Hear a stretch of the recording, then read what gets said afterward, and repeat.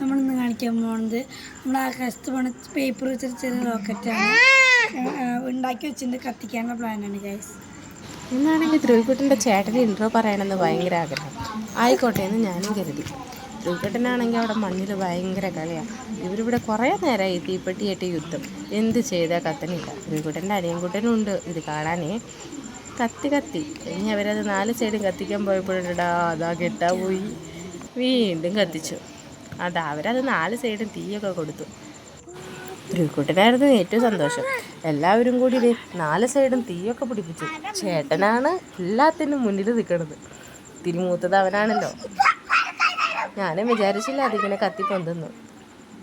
കുറേ നേരം നോക്കി നിന്നു. അതേടാ പൊന്തിയത്. ഞാനും ആകെ സന്തോഷത്തിലായിരുന്നു കേട്ടോ. അവരുടെ കുഞ്ഞു കുഞ്ഞു ആഗ്രഹങ്ങളല്ലേ. സ്വന്തം റിസ്കിൽ കത്തിച്ചില്ലെങ്കിൽ ചിലപ്പോൾ നമ്മുടെ വീടിന് വരെ തീ പിടിക്കും.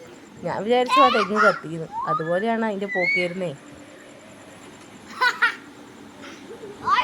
കണ്ടോ, ഇത് മൊത്തം കത്തിപ്പിടിച്ചെന്നാണ് ഞാൻ കരുതിയത്. അങ്ങനെ ആ പരിപാടിയും കഴിഞ്ഞു.